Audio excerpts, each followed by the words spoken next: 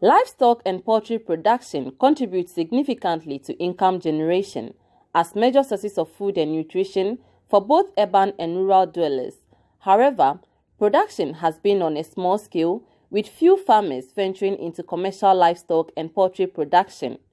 Lack of access to credit, inputs, medication, and inappropriate animal husbandry practices, among others, are said to be limiting the production of meat and livestock products to meet the ever-growing demand among Ghanaians.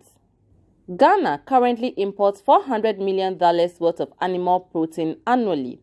As part of efforts to improve the sector, government has launched the Savannah Investment Program in the Northern Savannah Ecological Zone to address food and nutritional deficits among small ruminants and poultry, as well as reduce the importation of animal feed. Speaking to the media, the national coordinator for the program, Felix Darimani, encouraged the youth to take advantage of the program to create jobs for themselves. In terms of implementation, we will be advertising for interested parties to apply.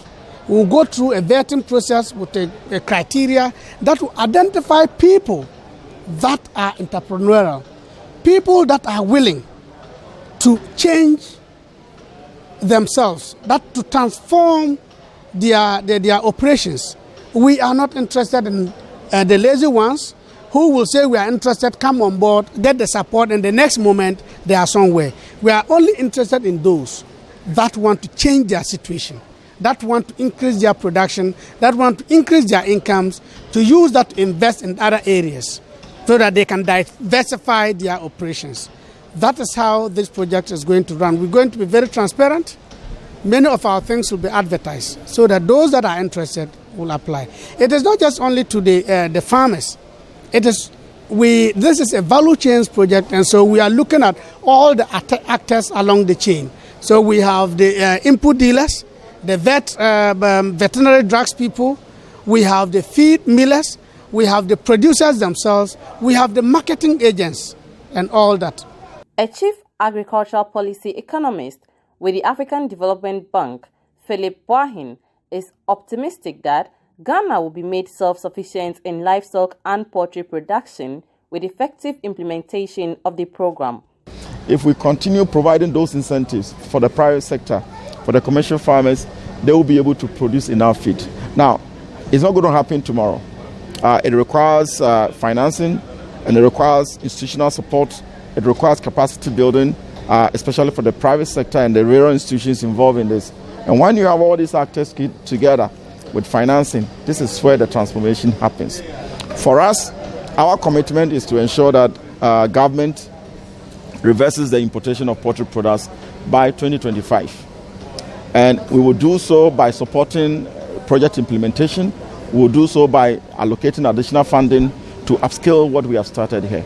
The Minister of State in charge of Food and Agriculture, Dr. Nura Jelly, says government will introduce an identification system under the program to prevent stealing of the livestock. When we come and supply you with some of our animals for breeding, we are going to tag all your animals, including the ones we have brought in. So any animal that is seen and inspected will have this identification mark, and that is what we are going to do. So we believe that will bring the stealing to a minimum, because if we see an animal with a cut ear that you are coming to sell, the animal is a suspect.